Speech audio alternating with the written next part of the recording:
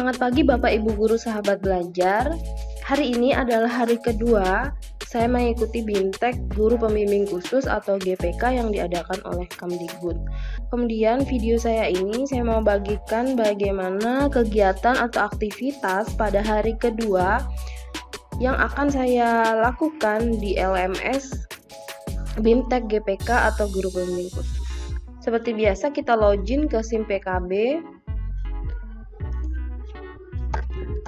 gtk.belajar.kemdikbud.go.id. Kita login ke portal layanan program GTK Kemendikbud. Setelah itu kita akan masuk atau login pada bagian Diklat GPK Guru Pembimbing Khusus. Kita klik masuk. Ya. Kemudian kalau ada pemberitahuan seperti ini, kita okekan saja.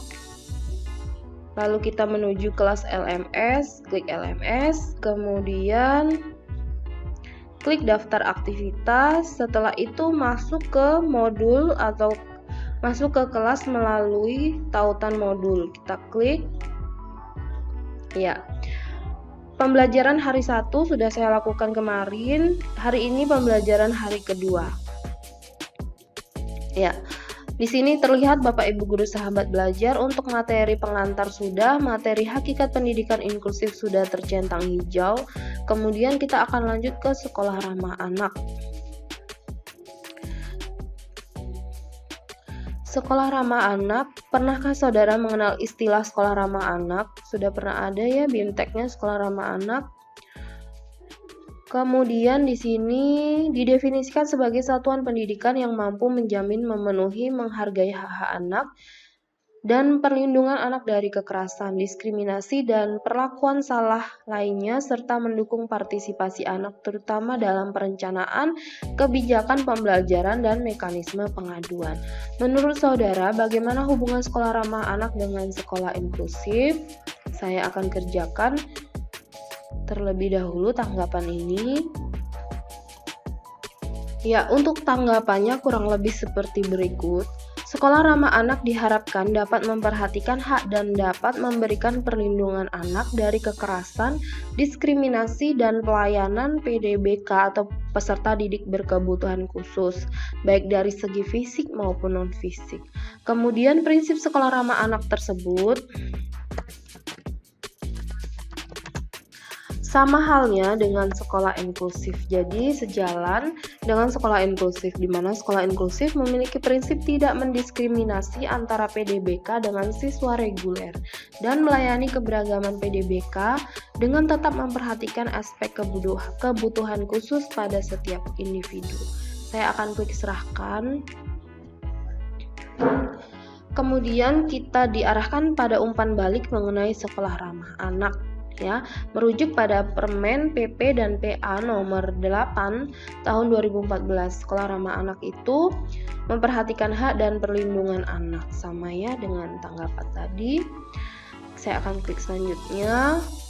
Kemudian di sini pendahuluannya adalah konsep sekolah ramah anak, yaitu program untuk mewujudkan kondisi aman, bersih, sehat, peduli, dan berbudaya lingkungan hidup yang mampu menjamin pemenuhan hak dan perlindungan anak, dan seterusnya.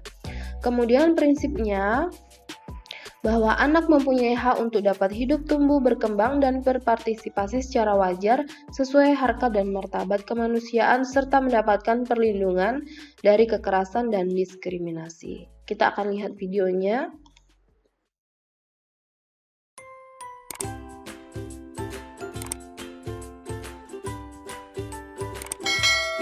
Anak Indonesia adalah harapan bangsa. Setiap anak, baik anak laki-laki maupun anak perempuan, berhak mendapatkan pendidikan setinggi mungkin. Satuan pendidikan atau sekolah memegang peranan yang sangat penting dalam pendidikan anak, karena sekitar sepertiga waktu anak berada di sekolah. Supaya anak-anak dapat belajar dengan baik, sekolah harus mampu menyediakan sarana dan prasarana yang sesuai dengan kebutuhan anak dan menciptakan suasana belajar dan lingkungan yang aman dan nyaman bagi anak dalam wujud sekolah ramah anak. Setiap anak diberi kesempatan untuk terlibat aktif dalam mewujudkan sekolahnya menjadi sekolah ramah anak. Sekolah ramah anak adalah sekolah inklusif yang harus memberikan kesempatan yang sama kepada setiap anak, termasuk anak berkebutuhan khusus. Penataan lingkungan kelas harus menunjang suasana pembelajaran aktif, inklusif, non-diskriminatif, dan ramah. Kapasitas ruangan harus sesuai dengan jumlah siswa, memiliki pencahayaan dan ventilasi yang baik, serta didukung peralatan belajar yang ramah anak. Di dalam sekolah ramah anak juga disediakan usaha kesehatan sekolah yang berisi fasilitas kesehatan untuk para murid. Selain itu, anak-anak juga diajarkan berperilaku hidup bersih dan sehat, seperti menjaga toilet tetap bersih, mencuci tangan dengan air bersih yang mengalir, minum air matang, dan membuang sampah pada tempatnya. Di dalam sekolah ramah anak, semua pangan dan jajanan yang tersedia harus sehat, tidak mengandung bahan-bahan yang berbahaya bagi kesehatan anak. Sekolah harus memberikan pengetahuan bagaimana memilih makanan, minuman, dan jajanan yang sehat. Sekolah ramah anak dapat dikembangkan menjadi sekolah kejujuran yang mengajarkan nilai-nilai kejujuran kepada anak-anak sejak dini. Sekolah ramah anak juga termasuk Madrasah Insan Cendekia, dikembangkan dengan tujuan untuk meningkatkan akhlak dan budi pekerti anak. Anak juga diajarkan untuk menghormati orang yang lebih tua, seperti ayah, ibu, dan guru. Sekolah berkarakter juga merupakan dimensi sekolah ramah anak yang mengajarkan anak tentang pentingnya memiliki karakter positif, budi pekerti, dan cinta tanah air. Perlu dipastikan, di dalam sekolah ramah anak harus merupakan kawasan tanpa rokok dan bebas nafsa, agar semua anak terlindungi dari ancaman bahaya narkotika, psikotropika, dan zat adiktif lainnya yang berbahaya bagi kesehatan. Sekolah ramah anak perlu diperlengkapi dengan ruang konseling, ruang kreativitas untuk kegiatan budaya seperti musik, tari, lukis, dan lain-lain, serta tersedianya lapangan olahraga, area bermain, dan tempat ibadah. Sekolah ramah anak juga harus aman bencana, yaitu memiliki standar penanggulangan bencana yang memadai sehingga tidak membahayakan anak-anak yang sedang belajar. Sekolah ramah anak juga merupakan sekolah adiwiyata yang mengajarkan kepedulian anak-anak terhadap masalah pelestarian lingkungan. Sekolah ramah anak juga diartikan sebagai sekolah tanpa kekerasan, yaitu tidak boleh terjadi kekerasan di sekolah yang dilakukan oleh guru, murid, atau warga sekolah lainnya. Semua warga sekolah wajib memberikan perlindungan terhadap anak dari diskriminasi dan tindakan kekerasan dalam bentuk apapun. Sekolah ramah anak adalah sekolah hebat yang membawa anak-anak berprestasi optimal sampai ke tingkat nasional, bahkan sampai ke tingkat internasional.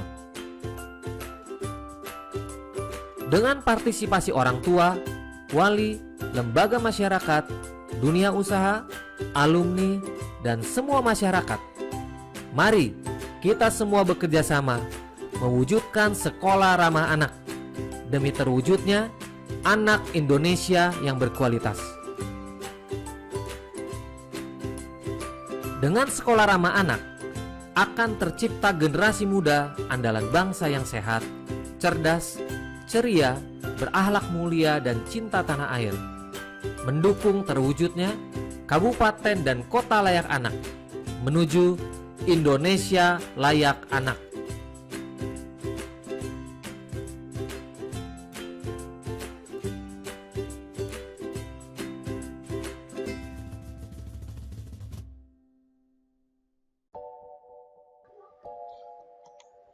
Ya, demikian video mengenai Sekolah Ramah Anak atau SRA. Kita lanjut ke materi selanjutnya, pengelolaan lingkungan fisik. Yang pertama, aksesibilitas di lingkungan sekolah. Kurang lebih materinya seperti ini, Bapak Ibu Guru sahabat belajar. Kemudian saya klik selanjutnya. Masih mengenai pengelolaan lingkungan fisik, ini yang kedua, bagian sarana, prasarana, dan penataan ruang. Setelah itu, prinsip desain universal layanan pengembangan aksesibilitas sarana dan prasarana sekolah penyelenggara pendidikan inklusif. Ada 7 prinsipnya, kita bisa baca bersama Bapak Ibu Guru sahabat belajar. Selanjutnya, saran praktis untuk menciptakan aksesibilitas di ruang kelas. Ini adalah saran-sarannya, ada beberapa. Silakan Bapak Ibu Guru sahabat belajar baca.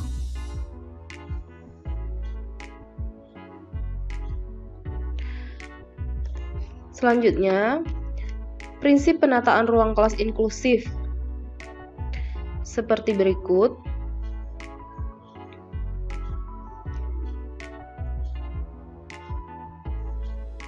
Berpusat pada anak atau child centered. Ini ada pada soal pretest kemarin Bapak Ibu Guru.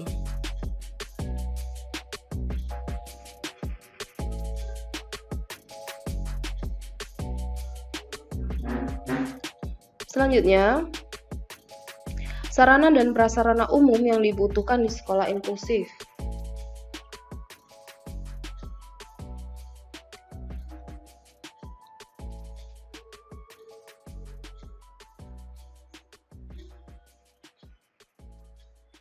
Bapak Ibu Guru bisa baca, di sini ada sarana dan prasarannya apa saja dari A sampai I. Kemudian selanjutnya, pengelolaan lingkungan non-fisik. Yang ini non-fisik yang pertama adalah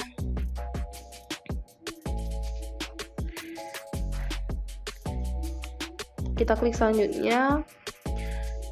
Konsep dasar, yang pertama konsep dasar sekolah ramah anak dalam konteks pendidikan inklusif.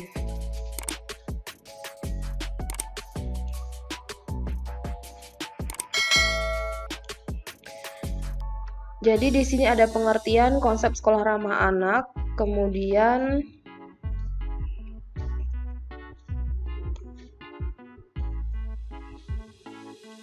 prinsip utama sekolah ramah anak. Kita lanjut. Kemudian materi situasi dan suasana pembelajaran.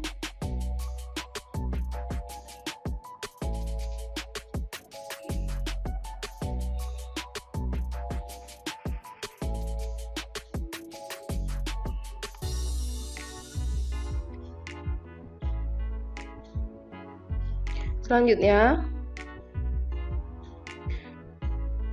pengelolaan lingkungan non-fisik.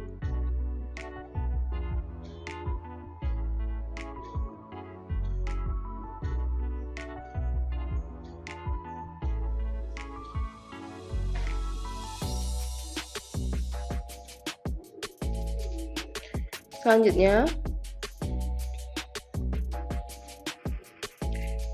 materi yang ketiga, manajemen atau pengelolaan kelas atau classroom management.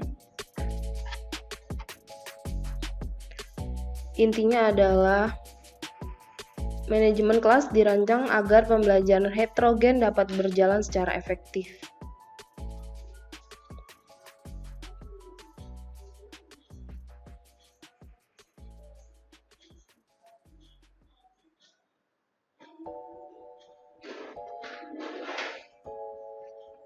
Selanjutnya,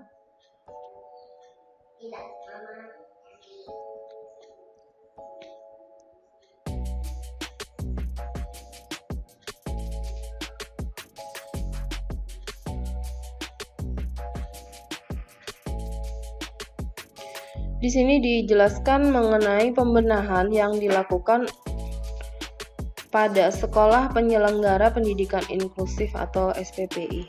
Ada poin 1 sampai 5, Bapak Ibu Guru bisa baca. Kemudian selanjutnya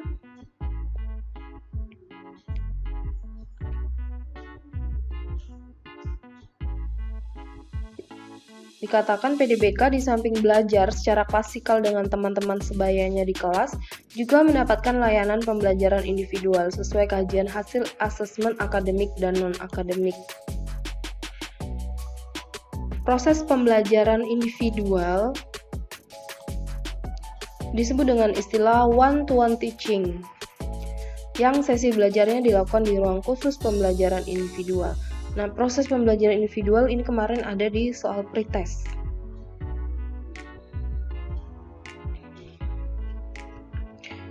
Selanjutnya,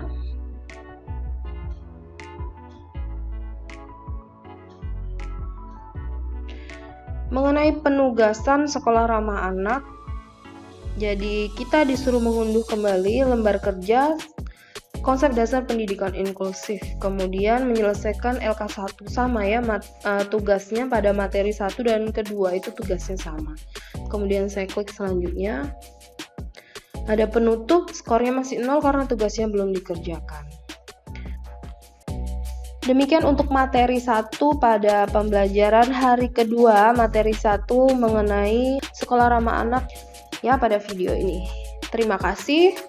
Jangan lupa like video ini, subscribe bagi yang belum, klik lonceng, kemudian bagikan setelah ini ke media sosial Bapak Ibu Guru Sahabat Belajar.